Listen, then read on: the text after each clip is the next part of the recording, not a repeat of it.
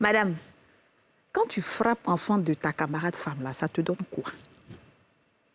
Quand tu frappes un enfant, l'enfant de ta soeur, l'enfant de ton ami, l'enfant de ta coépouse, ça te donne quoi? Quand un homme vient t'épouser et puis il te dit « j'ai un enfant là », si tu sais que tu ne peux pas aimer l'enfant, pourquoi tu acceptes le monsieur? La marate là, oui, c'est à toi la marate, on parle aujourd'hui. Allez appeler vos marates là. Les femmes qui maltraitent les enfants des gens, allez leur dire que les femmes d'ici sont fâchées. Quand on touche aux enfants là, nous on n'aime pas ça. On est fâchés. À tout à l'heure.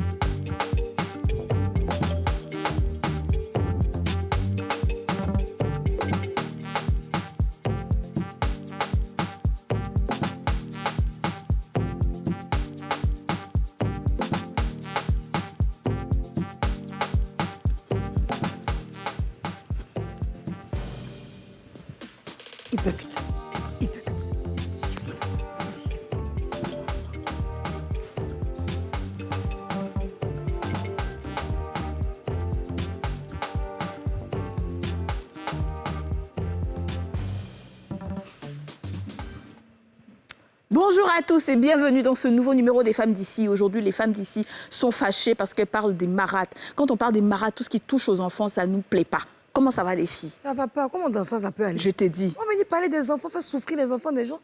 Les enfants sont remplis dans la rue comme ça. Quand tu les vois en train d'être bacroman ou bien essuyer les vitres, quand tu demandes ma marate m'a maltraité, ma tante m'a maltraité, je viens de telle ville. Arrêtez ça. Ouais. Aujourd'hui, on est ici pour vous. On est aussi pour... Dis-nous, franchement, on est fâchés. Parce que le pire, c'est qu'avant de rentrer dans les foyers, c'est des anges. Et une fois qu'elles ont la bague au doigt, ben voilà, la sorcellerie commence. C'est ça. J'en perds mon latin. Et les enfants ne peuvent même pas parler. Parce que souvent, le monsieur ne croit même pas aux enfants. C'est ça le problème. Le monsieur est tellement fan de sa femme, je t'ai dit. Il ne croit pas ce que l'enfant dit. Je t'ai dit. Il y a ça, il y a le fait aussi que la plupart des pères sont absents du domicile toute la journée. Donc, ils n'ont même pas le temps d'observer qu'ils ne sont pas attentifs aussi. Ouais, et puis les femmes qui sont méchantes, là, vous avez remarqué, elles aiment les hommes qui sont mal en mission. Là. Quand tu la dragues, là, quand tu ressembles à quelqu'un, elle te demande, elle voit que tu vas beaucoup en mission, elle dit, ah, ça c'est un foyer où il peut me gâter. Exactement. Elle maltraite les enfants quand le monsieur est en mission. Et puis, arrêtez ça. Hein. Et puis les filles, il faut qu'on donne un petit signe aux enfants. Voilà. Parce que quand les enfants ne peuvent pas parler, souvent on est à table, le monsieur est là, la femme est là, le petit est là, il est maltraité, il souffre, il ne peut pas parler. Donc il faut qu'on donne un petit signe. Voilà. Donc, bon, Yasmina, à ton avis, quel peut être le signe?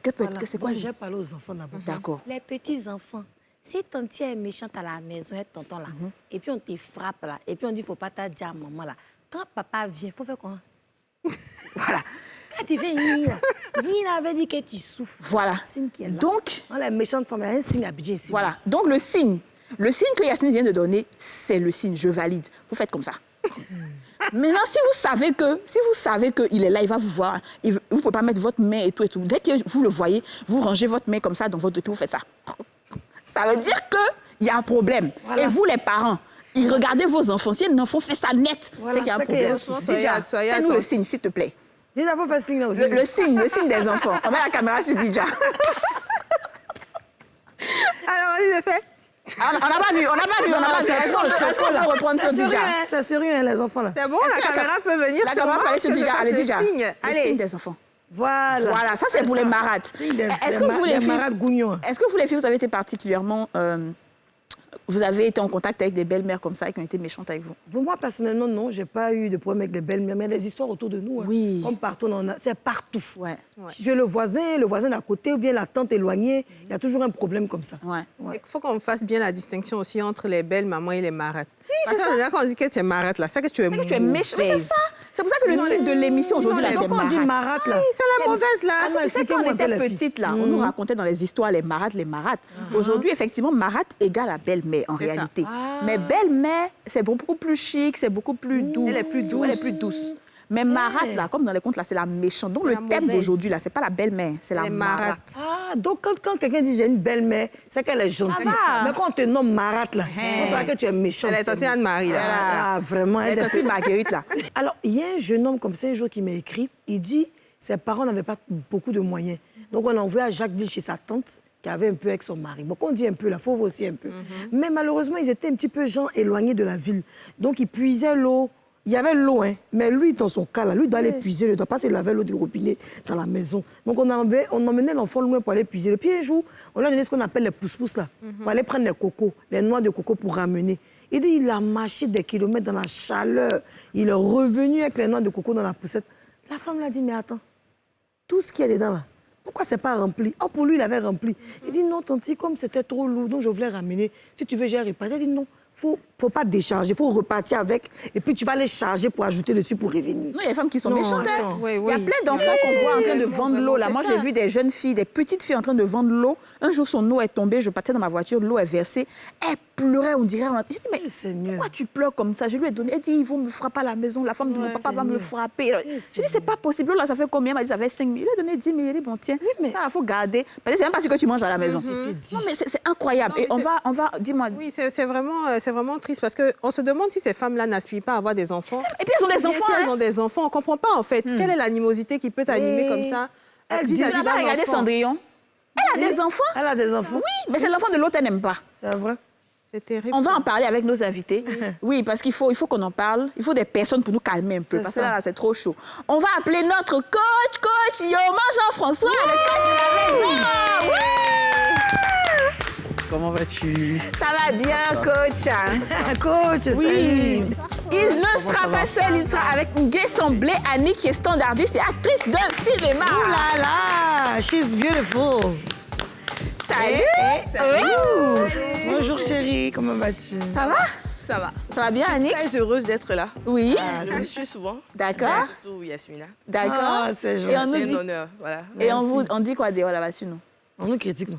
Bon, souvent, je prends la peine quand je finis de regarder sur YouTube de pouvoir lire les différents commentaires. Ils On disent dit, quoi? ah, Yasmina, elle est pétillante. Ouais. Vraiment, on aime l'émission. Ouais. Surtout quand le coach est là, on dit, ah, le coach est là. notre coach Choco. Ah, le coach, moi, c'est mon daddy. Mais Donc, moi, j'ai Yasmina. Mais toi, moi, je suis pas là. Mais nous, ici, là, il y a tout le monde. C'est-à-dire, si c'est pas Yasmina, c'est Kadi. C'est pas Kadi, c'est DJ. C'est pas DJ, c'est Aurélie. Aurélie, Non, mais c'est la famille, c'est une famille, c'est une famille. Est-ce que tu as vu l'émission d'hier, ma chérie? Tellement moi, j'étais concentrée, les femmes de 50 ans. L'émission des femmes de Oui, 50 ans. elles ont tué. Mais quand tu avais la question aussi, tu m'as tué. J'ai ri seulement. Mais il ne peut pas commenter. Alors, coach, aujourd'hui, on parle des maraths. Est-ce que ça te parle, ça? Oui, forcément. Forcément, ça me parle parce que je fais spécialement de l'accompagnement des familles. Ouais. Et si on parle des maraths, on parle d'une question qui est au cœur des familles, surtout les familles recomposées, mais pas que. Parce que des fois, il s'agit de femmes qui sont sadiques. Ouais. Il s'agit de femmes qui, parfois, sont perverses narcissiques. Ouais. Parce qu'elles se construisent une image qui n'a strictement rien à voir avec les souffrances et les sévices corporels qu'elles peuvent infliger Mais ce sont des diablesses. à des enfants. Ça va très, très loin, jusque même, je prends souvent certains cas où, en fait, c'est un problème avec leur personnalité. C'est-à-dire qu'à la vérité, elles voient ces enfants-là comme étant une menace pour leur propre stabilité. C'est ça. Parce que derrière l'enfant, en fait, qu'on menace ou à qui on fait mal, c'est vraiment, en fait, à la maman. femme ou à la Surtout maman quand l'enfant qu'on veut ressemble faire à mal. l'autre conjoint qui est parti. Qui là. n'est même pas là, qui ne voit Donc, pas. en réalité, c'est une façon détournée, en fait, de faire mal à celle qui n'est plus dans le Mais foyer. souvent, même elle n'est pas dans le foyer, elle est décédée. Souvent, la maman est décédée. Mais elle est jalouse. Jean avait dit elle est trop fond de C'est-à-dire son que mari. de même qu'il y a des hommes, vous savez qu'il y a des hommes, par exemple, qui ont mal de savoir que vous avez connu quelqu'un avant C'est eux. ça, oui. C'est la même chose chez certaines femmes qui se disent que cet enfant-là ne méritait pas. En fait, c'est une façon pour elles de gommer, en fait, le passé du monsieur en étant Mais aussi elles sont méchantes. vaincues, rien ne sera gommé ici. Non, mais... Annick Blé, alors toi, tu as une histoire assez particulière. vous voyez, j'ai vécu les deux. Tu as vécu les deux. Tu as Les vécu trois même, on va les trois, dire. voilà, c'est ça. Tu as vécu Marat. Avec Marat, avec Parat et Parat. avec mon fils. Et avec ton fils, aujourd'hui, toi, tu es dans un foyer recomposé. Alors, dis-nous, comment ça s'est passé avec la marâtre d'abord, on va dire Avec ça. la marâtre, bon, premièrement, ma petite soeur et moi, on nous a juste dit, vous allez avoir une nouvelle maman. On ne la connaissait pas avant. Mon père est venu un jour, parce qu'on ne vivait pas avec papa. Il est venu avec un jour, il nous a montré, dit, voici votre nouvelle maman, c'était tout. Il n'y avait pas vraiment de relation entre elle et nous. C'est quand on est venu habiter les vacances, on a rencontré les autres enfants.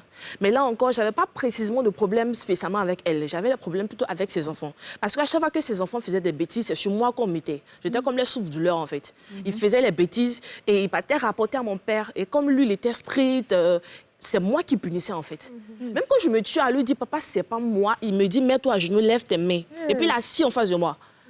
Fais exprès de baisser tes mains, tu vas voir. La chicotte va accompagner. Voilà, donc c'est un peu ça que j'ai vécu de ce côté-là. Les mensonges, les choses, on vient dire, ah, elle a fait ça. Parce qu'à la maison, on m'appelait Anjo. On dit, quand je a fait ça, quand je a fait ça. C'est pas moi. Avec quel âge? En fait, c'est ce qui est pire. C'est que j'étais déjà adolescente. J'étais déjà en terminale. Il n'y a pas d'âge. Quand j'arrivais, quand je suis allée vivre avec mon père. Parce qu'avant ça, j'avais vécu une autre histoire avec le mari de ma maman. Et la famille s'est séparée. Mes frères sont partis. Ma petite soeur a suivi ma maman. Et moi, je suis revenue vivre avec mon père. C'est là que ces frères-là ont commencé. C'était pour te casser moralement? Oui, bon, je ne sais pas. Parce que j'en souffrais. Est-ce qu'il y avait une différence de traitement entre toi et les enfants? Bien sûr. Mais les enfants, là, c'est les enfants de ton papa et de la femme. Non, bien pas elle venait avec ses enfants. Chacun venait avec ses enfants et se sont mariés. Elle aussi, elle est méchante, hein. Il y a moins de conneries comme ça. Non, elle n'était même pas au courant. Elle prenait juste partie des enfants. C'est les enfants et puis des gens qui étaient à la maison qui mentaient sur moi, en fait. Ils faisaient des bêtises et puis ils disaient que c'était moi qui faisais. Mais elle ne prenait pas le soin de dire est-ce que c'est vrai, c'est pas vrai. Mais là, tu sais qu'ils vont regarder l'émission. Bien sûr, ils vont regarder l'émission. D'accord. Voilà. Elle te frappe pas aussi, la tante là. D'accord. Alors, et l'autre côté, du côté du mari de ma maman, lui, en fait, n'acceptait pas les enfants de ma maman. Avant ma petite soeur aussi. Avant ma petite soeur et moi, il y a 3 garçons. Lui, il voulait vraiment pas que les garçons restent avec... parce que lui, il avait une seule fille. Il ne voulait pas que les garçons restent. Maman a fait pas là pour finir, elle a loué une maison pour eux. Dieu. Une fois, je me suis rendue... j'étais en train de pleurer parce que ma maman et son mari étaient en train de se disputer dans la chambre. Et j'entendais des coups, je ne savais pas ce qui se passait. Marie, qu'ils ont mis le volume de la radio. Mais j'ai commencé à pleurer parce que... Je ne sais pas, c'est dans quoi ils sont venus me mettre. Vraiment. Ça traumatise les enfants. Vraiment. C'est pour cela, moi-même, j'ai été battue quand j'étais petite. Donc, du coup, quand j'ai vu l'image de l'enfant, j'ai pleuré parce que... C'est pas possible. Mais ma chérie, une question. Oui. Le monsieur, il ne voulait pas tes frères parce qu'il avait une fille. Tes frères et puis la fille avaient à peu près le même âge. Non, sa fille était de la même génération que ma dernière petite sœur.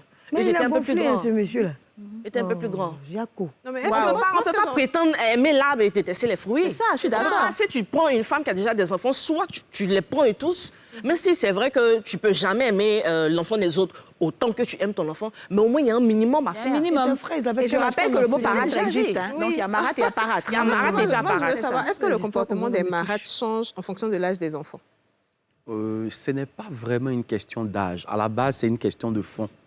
Voilà, c'est le fond de la personne qui ne supporte pas les enfants d'une autre ou les enfants d'un autre. À la vérité, si on regarde même, si vous voulez, à l'étymologie de marâtre, en fait, il y a le mot mara à l'intérieur. Mara qui veut dire simplement amer. C'est un mot hébraïque qui signifie amer. Et donc, il y a de l'amertume, en fait, dans le cœur de ces personnes et se disent, une autre fait ses enfants, ce n'est pas à moi de m'en occuper. En fait, c'est l'idée de fond. C'est ce qui se passe en fait dans leur esprit et parfois les manifestations sont différentes en réalité. Il y a certaines donc qui ont réussi en fait à appâter le père et à le convaincre que les enfants ont réellement un problème et qu'elle a besoin de s'imposer à ces enfants-là comme étant leur maman. Mais la vérité, c'est que des fois, on va avoir une disproportion dans la façon de gérer les enfants de l'autre par rapport à ses propres enfants. Et tu as cité ce dessin animé. Oui, Cendrillon. Cendrillon. C'est vraiment j'ai failli dire la révélation, en fait, de la marâtre en tant que telle. Mais ça fonctionne aussi bien chez les femmes que chez les hommes. C'est vrai que c'est plus marqué. Ça, c'est quand elle fait la différence, quand elle a des enfants. Et quand elle n'a pas d'enfants, qu'elle vient trouver les enfants. Mais c'est ce que je dis, c'est une question de fond à la base. C'est-à-dire, c'est le fond de la personne. Elle a un mauvais fond, comme on dit. Donc, à la vérité, qu'elle ait des enfants ou pas, le problème avec ces personnes-là, comme je dis, il y a ce caractère sadique-là. Prendre soin de l'enfant d'une autre, ça ne le fait pas. Mais comme elle ne peut pas dire au monsieur, je ne veux pas prendre tes enfants, donc après, c'est dans sa manière de se comporter que ça arrive. Maintenant, ce qui nous sidère, nous, c'est que quand l'autre, on va dire, dans les deux cas, Marat et Parat, quand l'autre conjoint ne voit pas ce qui se passe, parce qu'il est toujours parti, comme Yasmine l'a dit, là, elles aiment prendre les hommes qui sont toujours en mission. Là. Donc, quand l'autre conjoint ne voit pas, l'enfant est petit, il ne peut pas vraiment attirer l'attention. Mais c'est comment? L'enfant il va mourir là-bas? Oui, dans certains cas, encore si l'enfant meurt physiquement, mais l'enfant peut mourir intérieurement et c'est la mort la plus difficile, la plus grave parce que l'enfant est désorganisé psychologiquement. Ça va conduire parfois même à créer des pervers parce qu'il y a en lui ce sentiment refoulé, il y a une colère. Il y a parfois même des instincts meurtriers qui peuvent se traduire chez certains enfants par une envie suicidaire. Donc, comme il ne peut pas tuer la marade, j'ai essayé de me suicider. Voilà, donc l'enfant va avoir des comportements comme ça. Ça peut agir également sur leur rendement scolaire. Donc, il va avoir une baisse dans le rendement scolaire. Ça peut avoir des implications psychosomatiques même sur l'enfant. C'est-à-dire qu'il y a des maladies que l'enfant peut développer. Par exemple, des insuffisances respiratoires, des problèmes de peau. L'enfant peut développer une insomnie.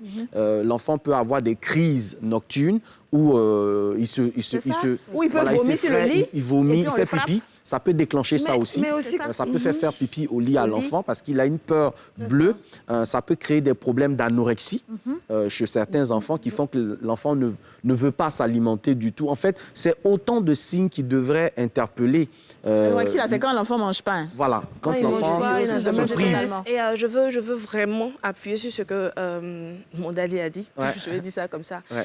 En fait, moi, j'ai grandi avec une tante dans un quartier. J'en voulais terriblement à mon père parce qu'il avait une maison, il avait des moyens de me recueillir, ma petite soeur et moi. Mais là, il nous déposait chez cette dame-là, qui nous aimait, elle, mais qui souvent me battait. Parce que j'étais la seule à faire les travaux ménagers. J'ai essayé de me tuer quand j'étais petite. J'étais une petite fille renfermée sur moi, pleine de colère. Ça ne m'a pas aidée. Et puis finalement, tu sais ce qui est arrivé? C'est que je ne ressentais plus la douleur. C'est ça. Parce qu'au fur et à mesure qu'elle me frappait, je disais, mais à quoi ça sert?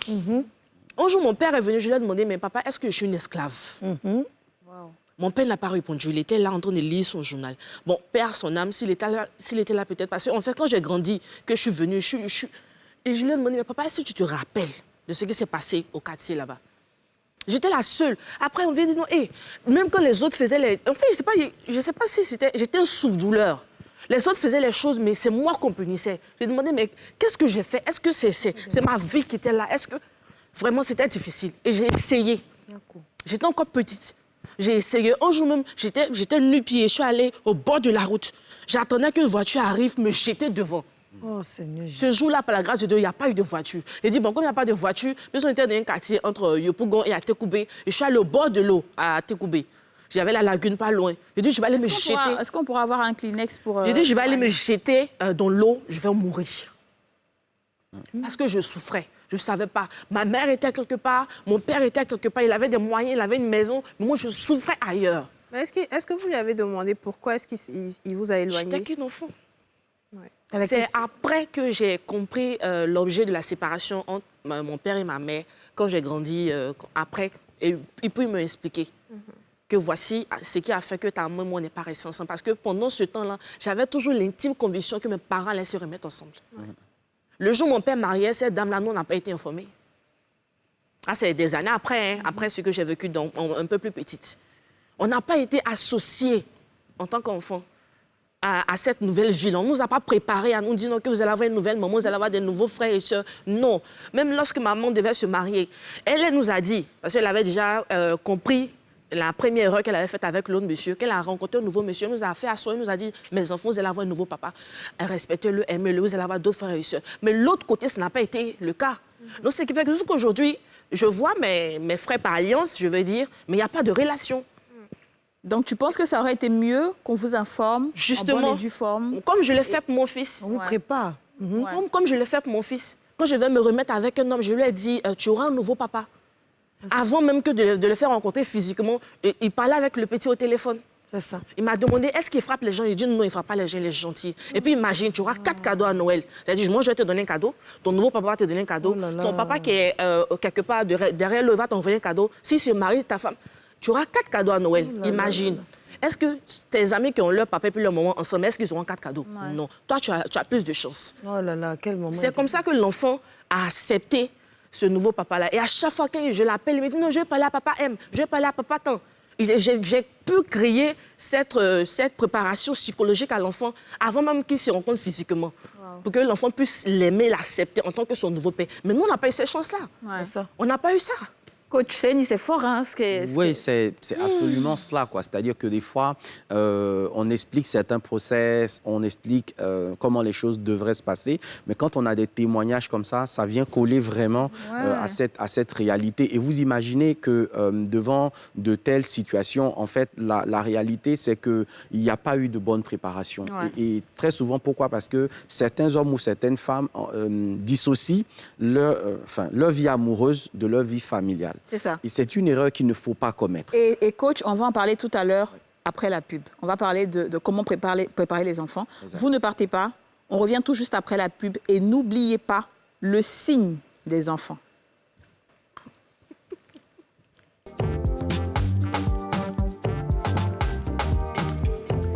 J'ai terriblement faim.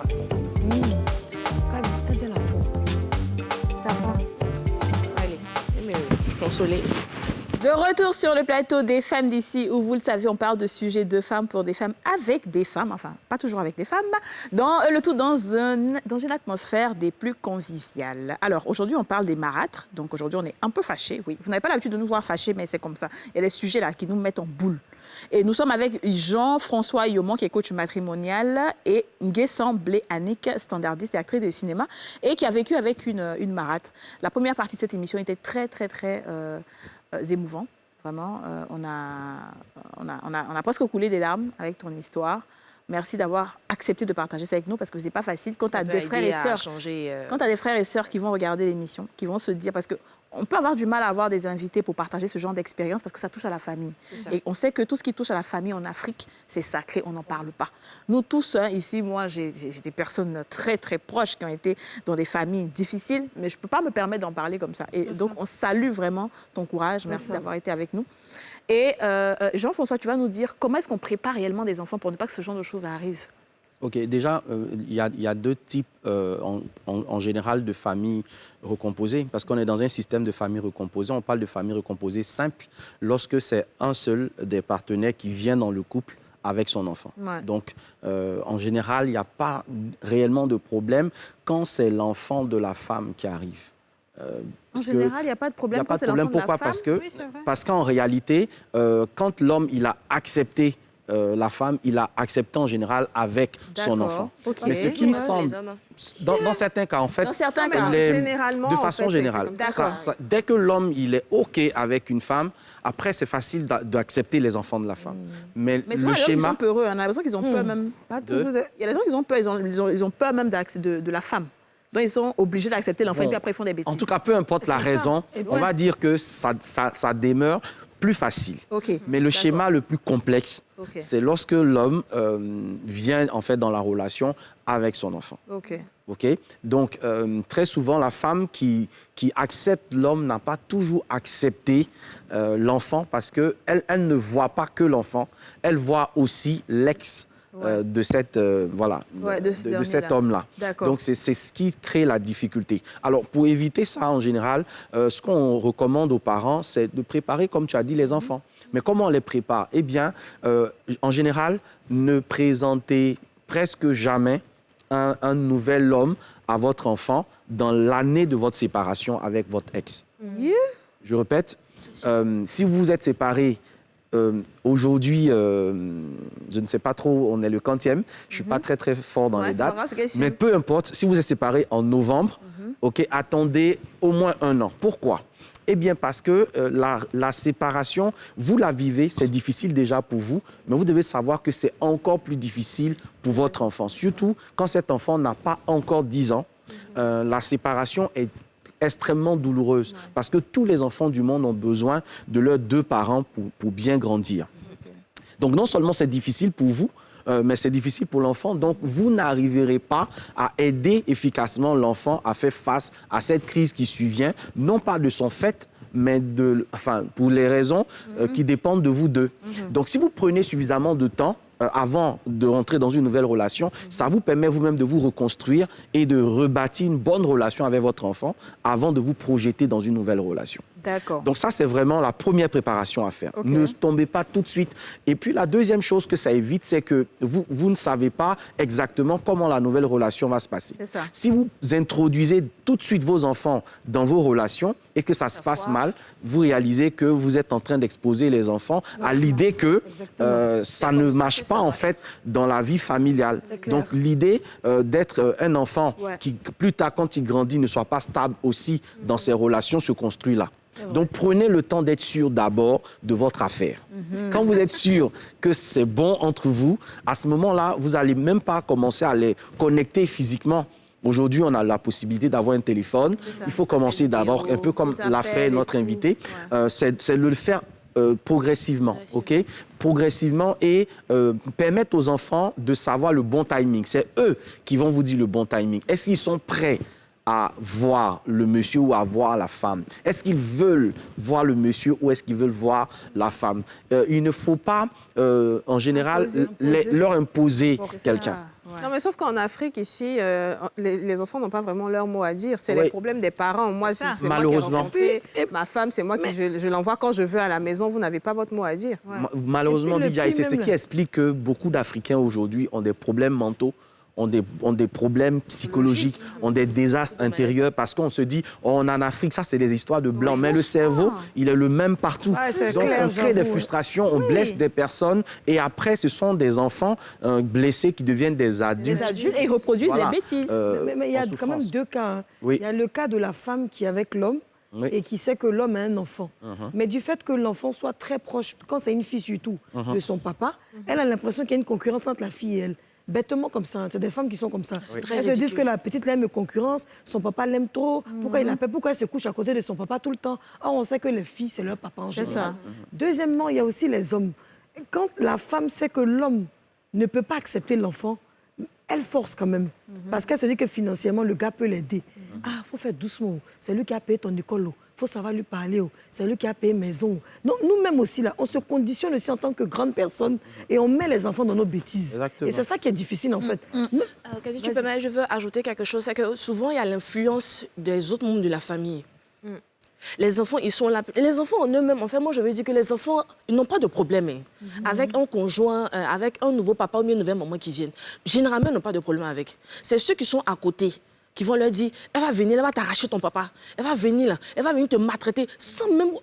En fait, même avoir le bénéfice du doute, sans même chercher à comprendre la mentalité de l'autre, qu'est-ce qu'elle veut faire. Les tantes, ça peut être les grands-mères, ça peut être des personnes qui sont autour, qui vont dire, si ta maman et ton papa veut pas une nouvelle femme, il y a des belles-mères aussi qui viennent souvent avec un regard hautain dans la famille. Là, ça fait que, ouais, ça mélange. Exactement. Ça donne déjà des signalements. C'est ça, des signaux. Ce que j'ai envie de demander, c'est comment permettre à un partenaire qui n'est pas souvent présent, qui ne sait pas ce qui se passe à la maison, d'avoir des petits signes qui vont lui mettre la puce à l'oreille pour se dire que peut-être que mon enfant est maltraité, peut-être que mon enfant n'est pas à l'aise dans la maison. Je peux répondre?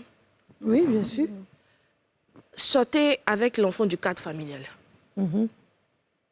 Peu importe le nombre de missions que vous faites, peu importe le nombre de jours que vous êtes absent, quand vous êtes là, sortez de la maison avec l'enfant. Seul avec l'enfant. Seul avec l'enfant. Soit au glacier, soit dans un restaurant. Parlez avec l'enfant. N'affrontez pas directement le problème. Demandez-lui, par exemple, à l'école, comment ça se passe. Ta maîtresse s'appelle comment? Ton meilleur ami s'appelle comment? Et puis, après, maintenant, vous venez à la maison. Qu'est-ce que Tanti fait? Est-ce que quand tu as faim, Tanti te donne à manger? Est-ce que ton goûter... Est-ce que ça ne va pas amener l'enfant à faire des rapports?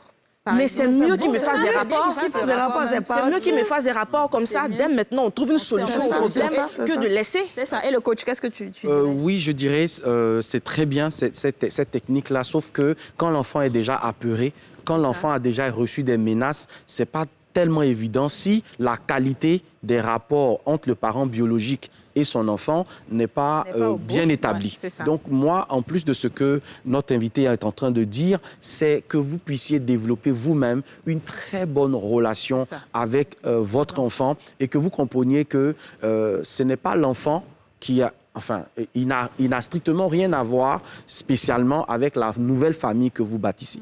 Donc, vous devez... S'il y a une personne que vous devez protéger, c'est votre enfant en priorité. Et puis, il faut accorder aussi parfois du crédit à ce que les enfants vous disent. Oui, ça, Parce que surtout. des fois, on a tendance à croire que les enfants grossissent les faits, c'est parce Ils sont qu'ils n'aiment pas la manipulateurs. personne, Il est trop etc. papato. Autant écouter l'enfant et savoir pourquoi cet enfant-là se plaint de la personne. Et ensuite, une fois que ça, on commence à faire attention et qu'on se rend compte que l'enfant n'arrive peut-être pas à s'exprimer à son aise à la maison, eh bien, c'est cela. C'est de sortir l'enfant de l'environnement et de faire en sorte qu'il puisse... Il y a un cas, moi, qui me touche particulièrement parce que c'est vraiment une personne très, très proche de moi qui l'a vécu. Oui. Et justement, toi, le coach, tu vas nous dire qu'est-ce qu'il faut faire. Ce sont ces femmes-là qui ont un enfant ou 2 enfants. Quand elles rencontrent un homme, au début, ça se passe bien, l'homme est OK, mais après, l'homme ne veut pas qu'elle vienne avec son enfant dans la maison. Et la femme, je ne dirais pas se sent obligée, la femme abandonne son enfant. Moi, je connais une personne qui met cher, des femmes qui a dû bizarres, là. abandonner ses enfants parce qu'elle est dans un foyer et elle se cache pour aller nourrir les autres, pour leur donner un peu d'argent et tout et tout. Et pendant ce temps, elle est à l'aise dans l'autre foyer. Jusqu'à ils grandissent et tout. Hein. Ça la casse moralement. Mais elle n'a pas le choix. Elle se dit que oui, j'ai fait comment au moins, lui, là, il m'a mariée, les autres ne m'ont pas épousée et tout. Comment Hadi, on a toujours le choix. Oui, cette femme elle n'est pas bien. Ce sont des toujours le choix. cas... C'est vrai, mais c'est des choses Non, qui je arrivent. comprends. Mais Je ça comprends bien va, ce que tu es en on va train essayer d'expliquer. de trouver des solutions. De et puis trouver des expliquer à solutions. ces femmes-là, voilà ce qu'il faut faire. Déjà, il faut les comprendre. Ouais. Il faut les comprendre. Parfois, c'est lié au contexte. Des fois, les pressions sociales dans lesquelles on est, il faut que la femme se marie et il ne faut pas qu'il y ait d'obstacles. Ouais. En fait, dans son esprit, qu'est-ce qu'elle se dit? Ce sont mes enfants de toutes les façons. Le fait de me marier ou de les confier à leur mémé ou de les confier, je sais pas moi, à une cousine, C'est ça. à une sœur, ça ne va pas changer la nature des rapports qu'il y a entre nous. Mais c'est très simpliste de penser comme ça. Vraiment. De penser que pour bâtir votre bonheur, il faut le faire sur l'autel de sacrifice du bonheur de vos enfants. Vraiment. Parce que le drame, c'est qu'on n'a jamais d'ex-enfant, mais on peut avoir un ex Ah, mais c'est ça, ou mon une cher. ex-femme. Donc déjà, vous devez pouvoir comprendre que à partir du moment où vous raisonnez comme ça, vous avez vous-même montré à la personne en face Que vous êtes faible. voilà, que vos considérez enfants pas ne vos vous enfants. coûtent pas cher, en Voilà, fait. c'est C'est-à-dire que sur le problème des valeurs, vous avez déjà vendu une valeur fondamentale. Vraiment. Ce qui est sorti de vous, vous pouvez vous en débarrasser à tout moment. Pourquoi? Pour un homme. Et vous allez vous rendre compte que très souvent, ces femmes-là ne sont pas vraiment heureuses. c'est vrai. Peu importe le luxe, le matériel, tout ce qui se passe, elles ne peuvent pas être heureuses parce que si vous êtes capable de vous débarrasser du fruit de vos entrailles, avec les souffrances que cela peut engendrer, et puis construire un bonheur, avoir d'autres enfants, vous épanouir, et puis cacher les enfants que vous avez eus avant, et puis envoyer quelquefois de l'argent pour qu'on prenne soin d'eux, etc. Ça montre aussi, d'une certaine façon, le type de personne qui est en train d'entrer dans votre vie. ça, Parce c'est que ça. quelqu'un ne peut pas dire qu'il fait votre bonheur alors qu'il vous prive de ce qui est censé vous rendre heureux ou heureuse. Donc ça, c'est vraiment Et ça, c'est j'espère quelque que c'est chose qu'il bien. faut Ouais, pouvoir c'est- discerner tout de suite. C'est ça. Vous n'êtes pas obligé tout de suite de dire à cette personne oui ou non, mais je vous dis que ça a son poids, en fait. Vous aurez compris qu'à partir de ce moment-là, si quelqu'un est capable de me dire « je veux bien de toi, mais tes enfants, je n'en veux pas », il y a des conditions. Lesquelles, par exemple? Dans certains cas, ces enfants, par exemple, d'un autre couple, enfin, d'une autre relation, sont des enfants, par exemple, qui ont des problèmes avec l'alcool, avec la drogue, avec le vol, avec un certain nombre de comportements antisociaux qui pourraient être un peu compliqués à gérer. Surtout quand il s'agit d'enfants ados ou très âgés déjà. C'est difficile à gérer ce genre de situation. Alors là, s'il y a une difficulté dans la gestion de ces enfants-là, on peut estimer qu'à cause de la difficulté, on trouve un cadre dans lequel on va peut-être mieux les gérer ou mieux les suivre. Là, OK, il n'y a pas de souci. Mais quand vos enfants n'ont aucun souci et que c'est juste parce que vous voulez vous marier ou juste parce que vous voulez vivre heureuse dans votre foyer ou parce que juste l'homme de votre vie, vous l'avez trouvé et que vous devez faire disparaître les enfants de votre vie, il y a des questions à se terrible. poser. Aujourd'hui, les gens quoi. sont tellement prêts à tout pour le mariage. le mariage, et c'est dommage. absolument. Vas-y. Moi, je voulais mettre un point sur quelques qui me viennent à dire aux parents, aux marates ou aux parates, quand les enfants vont à l'école, chacun lave son kaki. À moins qu'il y ait une servante ou bien il y a quelqu'un qui lave. Arrêtez de donner tout à l'enfant, soit de la femme ou du monsieur. Ça aussi, ça envoie des différences. Quand vous finissez de manger, on débarrasse ses assiettes, tout le monde lave ses assiettes. C'est pas l'autre qui va laver pour tout le monde, à moins qu'il y ait une rotation. Aujourd'hui, c'est Didja, demain c'est Kadi, après demain c'est Yasmine. C'est différent les enfants. Quand le parent accepte déjà que son enfant soit celui qui fait... Et quand il fait toutes les tâches dans la maison, il commence à être rejeté. Ça fait que les autres enfants, ce que vous oubliez, c'est pas pour dire comme c'est l'aîné ou bien comme c'est le plus petit. Quand c'est comme ça, les autres enfants ne le respectent plus. Toi, il faut quitter là-bas, laver l'assiette là-bas.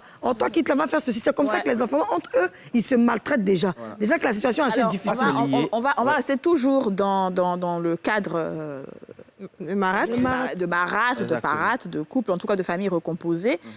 Dans le sans tabou, on va poser maintenant la question des papas qui viennent avec des épouses qui ont le même âge que leurs enfants. Comment doit se faire la cohabitation? OK. C'est le sans tabou. Voilà. Donc, comme je disais, le sans tabou, quand ton père emmène une femme à la maison qui a le même âge que toi sa fille, par exemple, ou vice-versa, hein, la maman, elle envoie carrément un jeune homme qui a le même âge que son fils. Comment ça se passe? Annick, est-ce que tu as une idée un peu, avant que le coach nous repose? Oui. Bon, j'ai pas vécu ça. C'est ça, ouais. Mais je veux dire que c'est assez complexe. Quand un papa vient avec une nouvelle maman qui a le même... Bon, on va faire comme si c'était moi, qui a le même âge que moi. Déjà, il y a un choc. Ben oui. On s'est dit, mais c'est un pédophile. Bon, excusez-moi. Pas pédophile si tu as 30 ans, c'est pas un pédophile. Bon, je vais dire, tu envoies quelqu'un qui a le même âge que moi. Ah ouais, je comprends. Mais c'est ma fille, le vieux veut rester serré.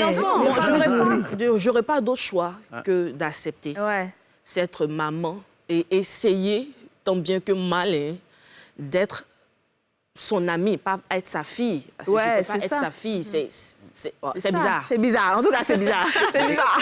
Écoute, Kadimon, je vais te raconter l'histoire, en fait, une histoire vécue, vue, d'une jeune fille qui vivait avec son père, donc famille monoparentale, et qui avait sa meilleure amie. Je crois qu'elle devait être en 2e année de BTS, quelque chose comme ça.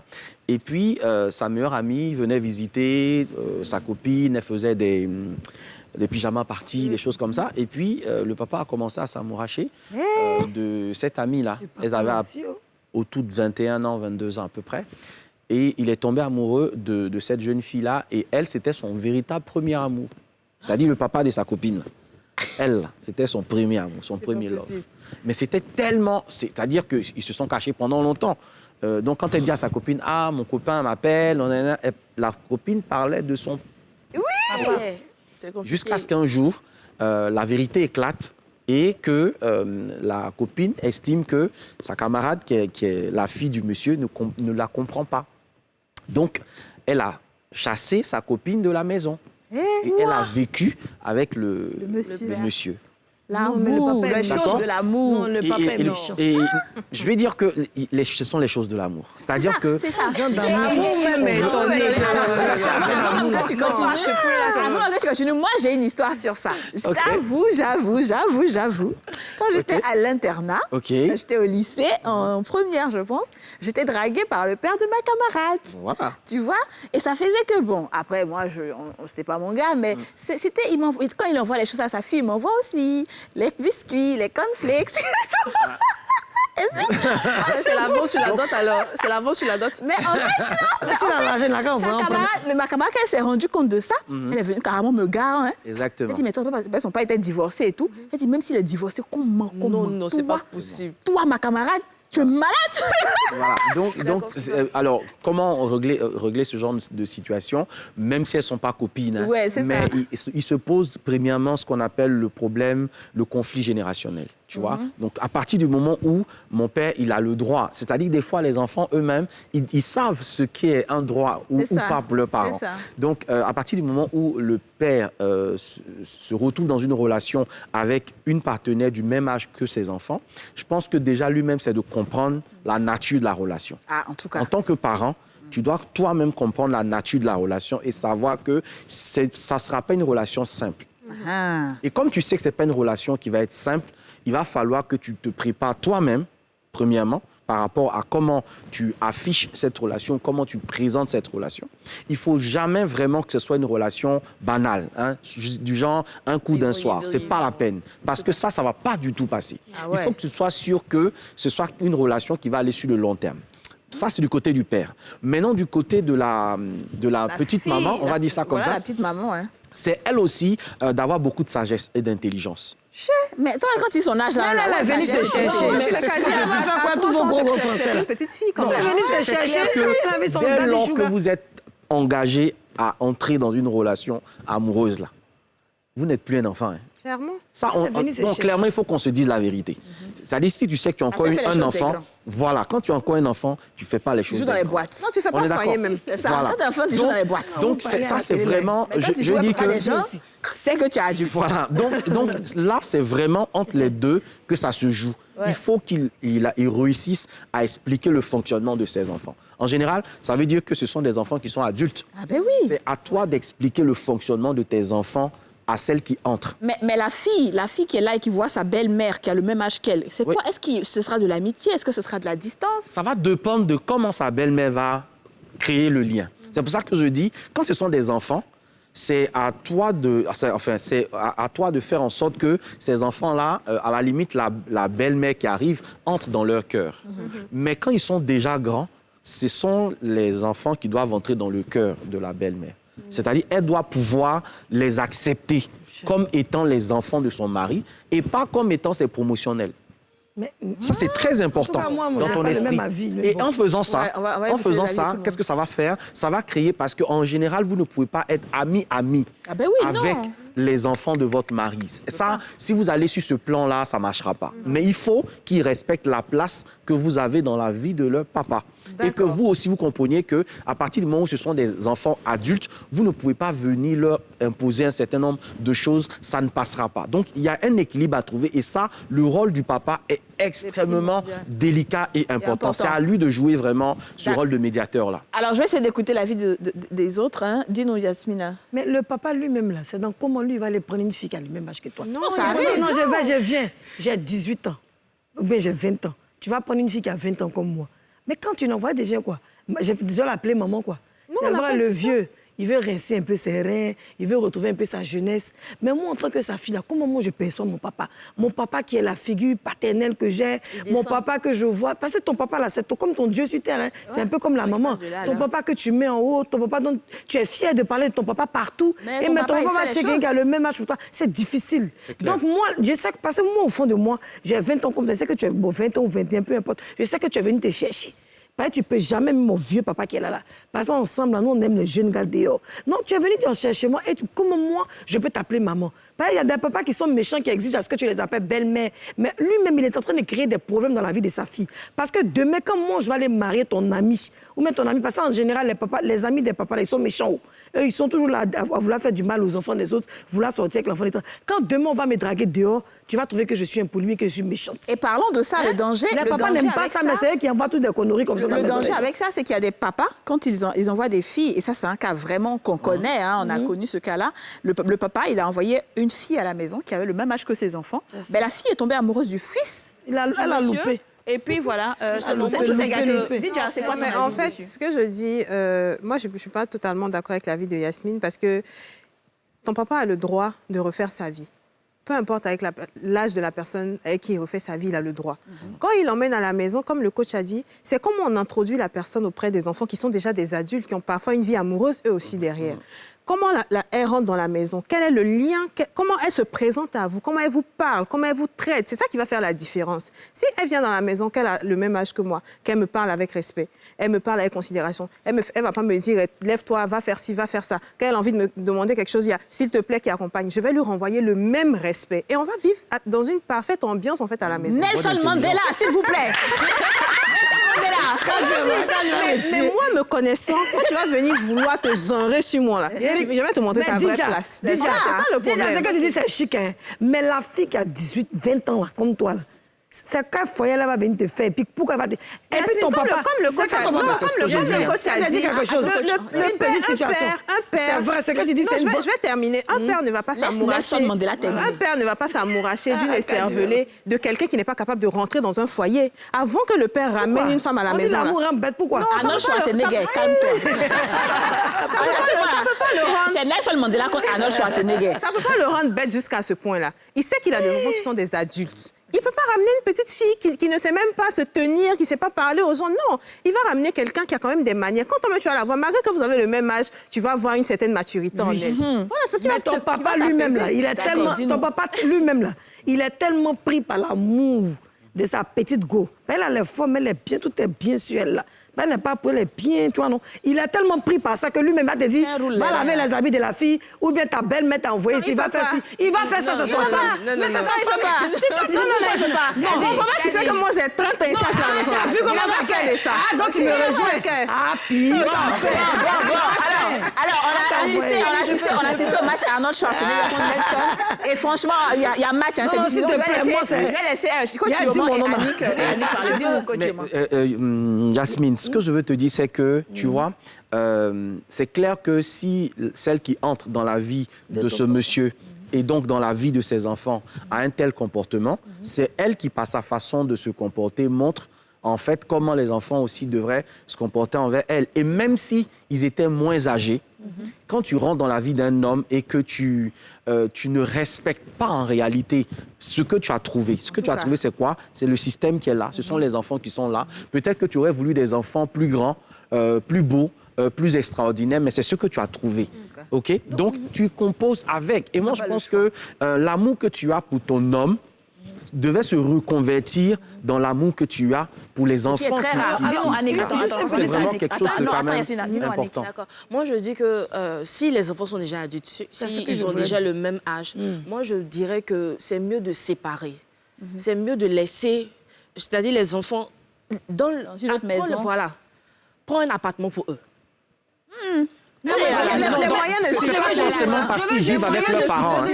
Non, c'est pas forcément parce qu'ils vivent avec leurs C'est parents. toi que je poser la question. Quand la situation, en fait, peut-être que moi, je n'ai pas bien compris. Oui. Je suis dans la maison de mon papa, et puis la fille a le même âge qu'elle vient habiter avec moi, n'est-ce pas? Non, pas forcément. Maintenant, si moi, je suis adulte, que je suis déjà à ma maison, si je veux un peu pour ma fille de 12 ans, c'est lui qui voit. Mais je suis dans la maison. Cette fille-là va se comporter envers toi. Parce qu'à la fin de la journée, c'est ta belle-mère. Je vais rendre visite à mon papa. Je dois du respect à mon papa. Quand je vois la fille, bonjour, bonsoir, on n'a rien à se bien, oui, causer. Mais je vis dans la même maison qu'elle. C'est difficile. Mais là encore, on va parler de préparation. Là encore, on va parler de préparation. Est-ce que le père a pris le soin d'informer sa fille ou bien ses enfants pour leur dire que les enfants, je veux me remarier à tel personne? Non, mais il faut le faire. Ouais, ça faut le faire. Ça veut éviter les clashs. Ça veut éviter les clashs. La chose, même quand tu allumes climatiseur ou bien ventilateur, tu dépiles, tu n'as pas encore éteint, il faut éteindre là. Tu es dans sa maison et puis il va venir te dire qu'il va faire. Ça, c'est les marates là.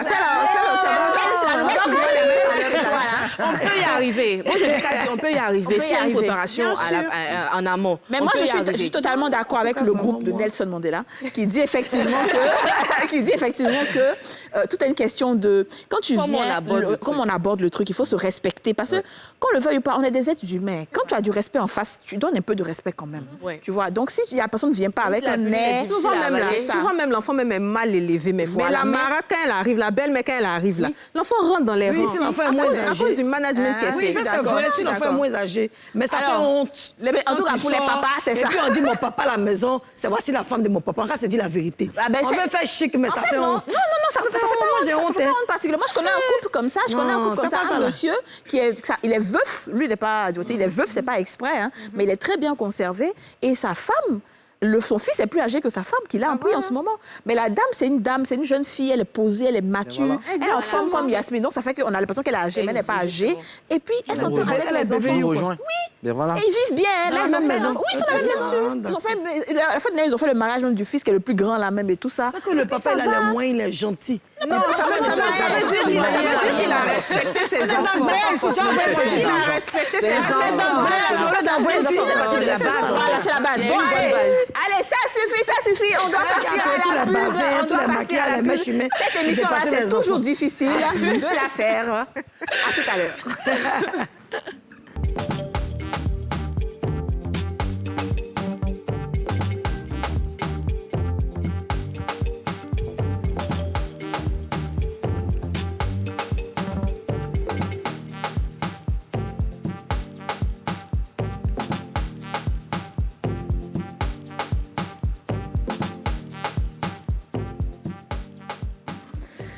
Nous sommes de retour sur le plateau des Femmes d'ici. C'est la dernière partie de cette émission et on va vous entretenir,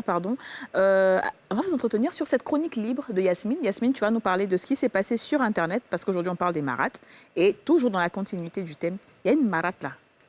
Ah, c'est la marate même. Mais ça c'est marate. C'est marate. Quand tu es méchante, tu es marate. Non, ça là, c'est marate. C'est marate. Elle est marate. Dans la chronique libre, Yasmine, dis-nous, qu'est-ce qui s'est passé? Couramment marate. Bon, déjà, Arnaud Schwarzenegger dit, je suis Terminator, donc il est fini. C'est ça, Arnaud Schwarzenegger. Voilà. Donc, le petit a 4 ans, d'accord, il vit chez la sœur de sa mère. On n'a pas vraiment les raisons, pourquoi, s'il a été abandonné. Et la femme a l'habitude de porter main à l'enfant. Donc, on entend souvent des cris, les voisins entendent, mais ils ne réagissent pas vraiment. Et ce fameux jour-là, c'était vraiment une bastonnade de trop. L'enfant a vomi sur le lit et la dame a frappé l'enfant au point d'enfler même ses yeux, au point d'enfler son visage. Et Dieu merci, il y a eu un voisin ou une voisine qui a fait une photo et qui en avait marre, qui a balancé ça sur les réseaux sociaux. Et l'enfant a été pris en charge par la première dame, donc à qui il faut vraiment dire merci. Petit jeune enfant africain, effectivement. Et il allait directement à l'hôpital mère-enfant de Bingerville. Et là-bas, on s'est rendu compte que ce n'était pas que le visage, mais tout le corps de l'enfant. Il y avait des plaies partout parce que l'enfant était chicoté, frappé, de nombreuses cicatrices. Vraiment, c'était trop grave. Et si nul n'aurait été ce groupe de Bingerville sur Facebook qui a signalé ce qui s'est passé... C'est la dame qu'on voit à l'écran là. Hein. Voilà, c'était elle. Elle a été arrêtée parce qu'elle était en fuite, bien sûr. Elle a été arrêtée, mais on n'a pas encore de suite. Donc, on attend la suite et on saura ce qui s'est passé. Mais on tenait quand même à remercier le commissariat et les riverains. Police secours d'abord. Voilà, police secours aussi qui s'est vraiment mêlé à ça. Mais je veux dire, c'est grave, quoi. L'enfant est tellement petit, tout le monde peut vomir.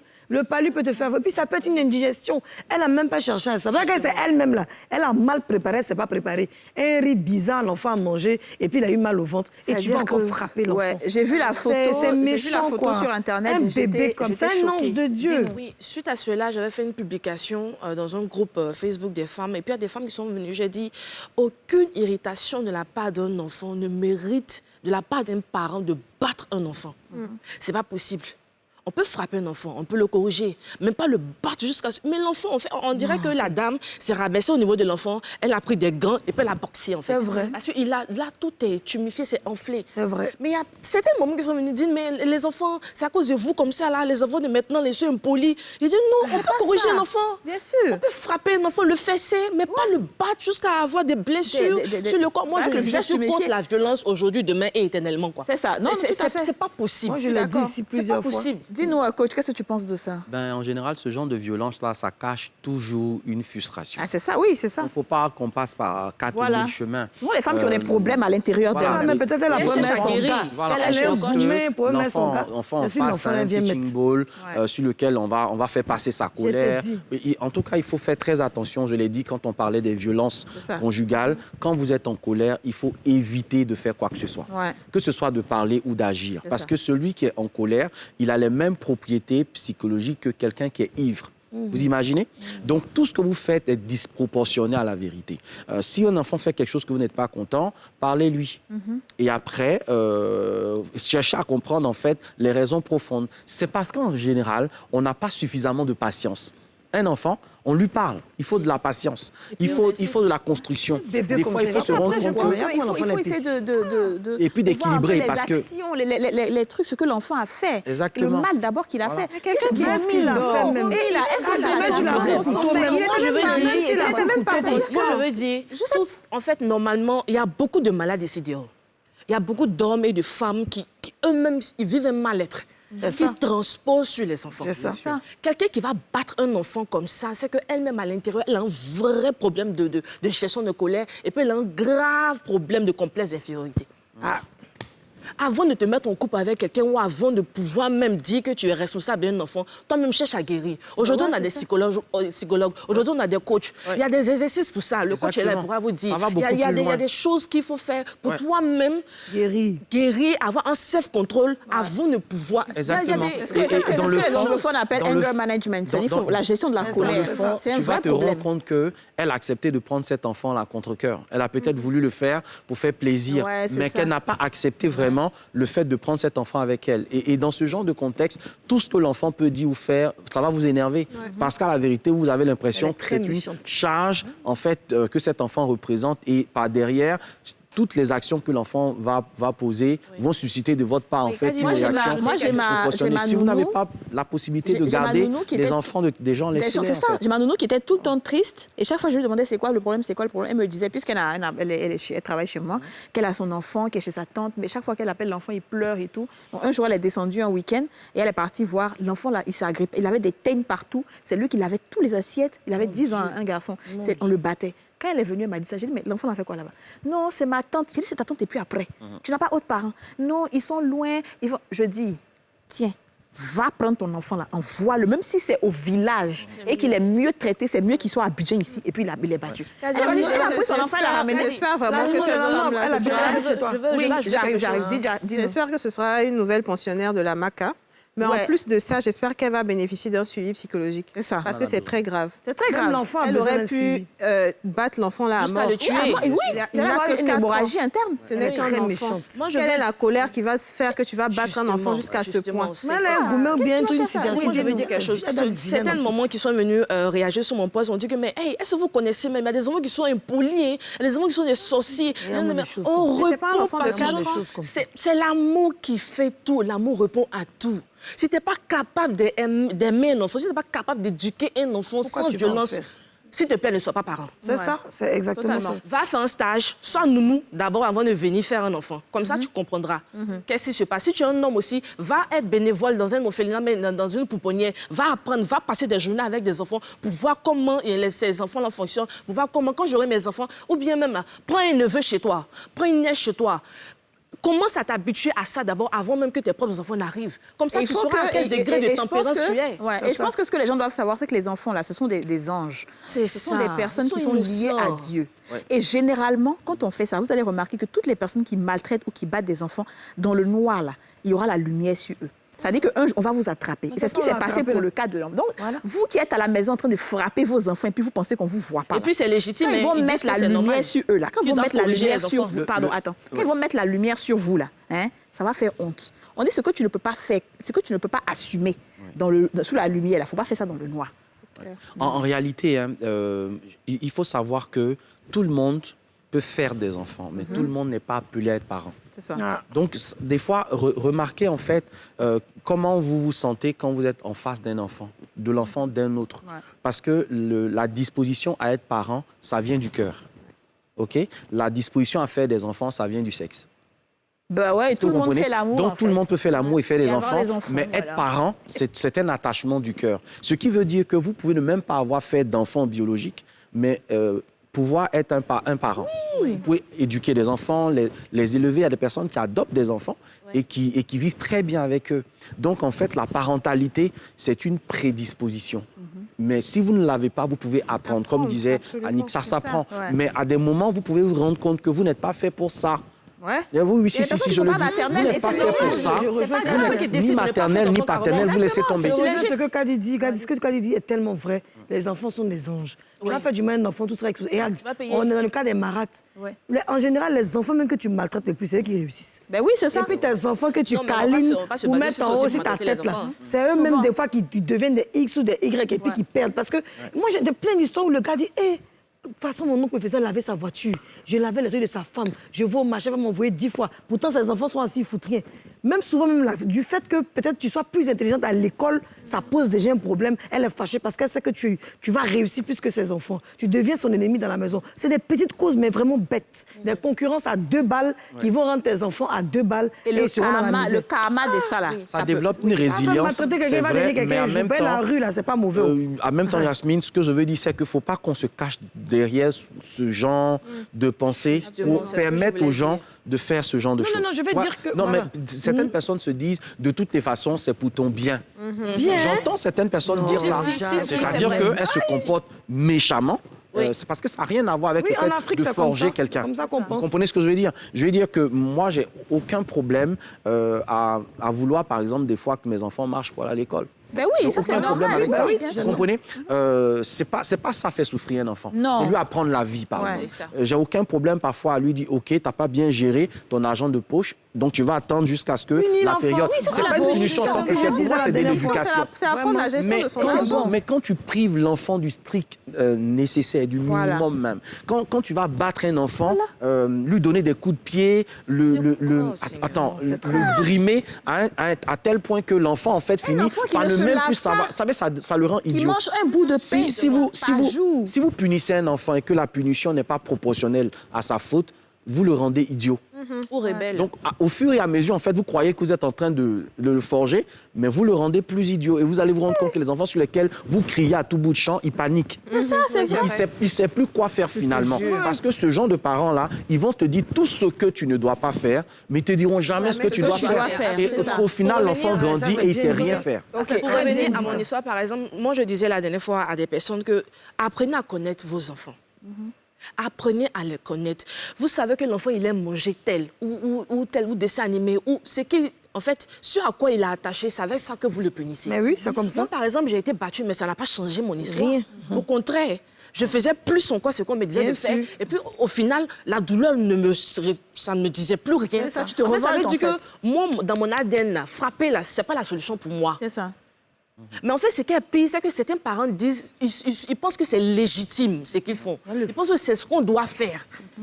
Que faut nous a frappé à l'école. Hey, en fait, il faut c'est te ça, raconter les des gens te choses. disent que Mais il faut actualiser. ils ont subi C'est pas parce ça, que quelque chose donc a il réussi faut avec faire. toi que ça va Exactement. réussir avec ton Oui, enfant. ça n'a est pas différent. forcément réussi avec ça. C'est quand même méchant, ça. Tu as Je sais dévangé pas, ouais, ses ça va pas enfants. forcément réussir. Alors les filles, c'est vrai que c'était une émission assez chaude aujourd'hui, mais on est déjà à la fin. Oui, c'est fini déjà. On va te soulever maintenant. hein. On va te soulever. hein. Madame, c'est fini, c'est fini. Quand c'est doux, là, c'est fini. fini. Allez-y à la maison, c'est un peu pas. Alors, on va aller sur le mot de fin. DJ, dis-nous, avec tout ce qu'on a dit aujourd'hui, Bah, moi, je sais j'ai que ton juste- cœur est lourd. DJ, elle est tellement... J'ai juste envie de dire que, comme le coach a dit, soit on est parent, soit on ne l'est pas.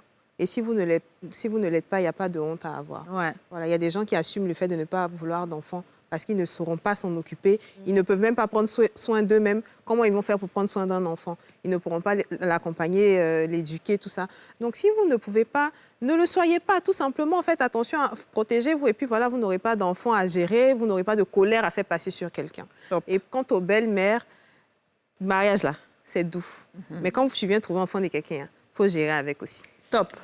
Dis-nous, coach. Ben, moi, ce que j'aurais dit tout de suite, c'est d'accompagner vraiment davantage et d'encourager les personnes qui veulent entrer en famille recomposée à se préparer et à se faire accompagner.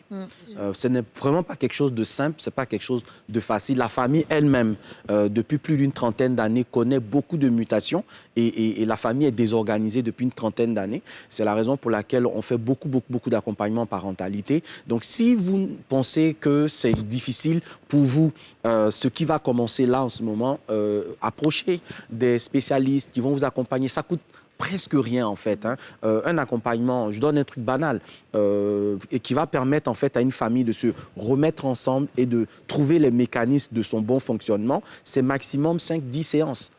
En 5-10 séances, vous avez toute une vie qui est réorganisée avec des enfants équilibrés par rapport à faire du surplace ou du sur-mesure et à ne pas forcément savoir le vrai caractère ou la vraie personnalité parce que des fois, ces personnes méchantes-là ne savent pas pourquoi elles le sont. Ouais, Donc moi, j'accorde aussi parfois le bénéfice du doute. Hein. Certaines personnes sont méchantes et ne savent pas pourquoi. Et dans le contexte d'un accompagnement, elles découvrent que c'est une C'est leur histoire ADN, là, du qui est passé. mauvais, là. Voilà, c'est une histoire du passé Ouais. qui les ténaille et qui les pousse à ça. Et on travaille avec ces personnes-là là-dessus. et elles sont libérées de cette façon de faire. Quoi. Donc voilà, D'accord. ce n'est pas quelque chose de définitif. Définitif, ça peut changer. On peut régler ça. Ouais. OK, dis-nous, Annick. D'accord, moi je reste sur ma position que la violence n'est pas la solution. OK. Peu importe ce qu'un enfant a fait de mal, d'aussi, sachez garder votre hauteur de parent et reprendre l'enfant auprès de vous. Cherchez à comprendre votre enfant, à savoir sur quel bouton appuyer pour lui faire mal, pour le punir. Même pas le battre à ce point qu'on a vu ces derniers temps, Ouais. pas le blesser. Il y a certains parents même qui vous disent je vais le frapper, casser son bras, tu vas aller le soigner. Ouais. C'est dommage. Dernier mot de fin. Dis-nous, Yasmine. Alors, moi, je voulais dire à ceux qui maltraitent les marates, vous avez dit quoi, parate, non? Oui, parate. Moi, j'ai jamais entendu parate. Bon, Si, si, papa. ça existe. Parate, ouais, c'est ça parate existe. qui Ça va maltraite. comme eux, mais ça existe. Votre finition, là, c'est au cimetière. Nous, surtout, on va aller au cimetière. arrêtez de maltraiter les enfants.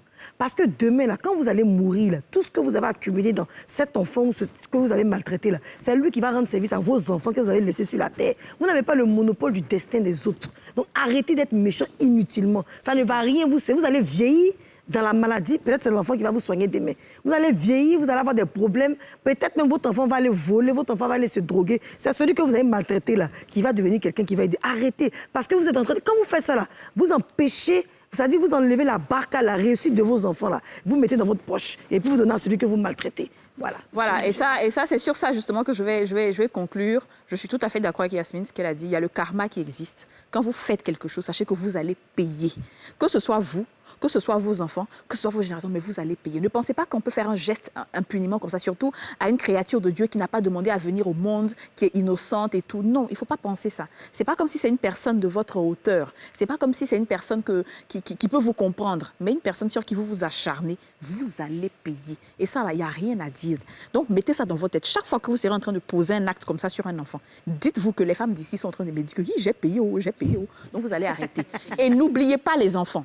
Le signe qu'on vous a dit tout de suite, là, le petit signe, là, vous faites. Est-ce qu'on peut faire les signes, les filles, avant la fin? Le signe. Voilà. Vous faites ça. Votre papa, votre maman n'est qu'à voir pour dire que son conjoint, là, il fait des bêtises. Voilà. D'accord? C'est ça. Sur ce, on se dit merci de nous avoir suivis. C'était un plaisir d'être en votre compagnie. On se retrouve demain à 13h05. Bye.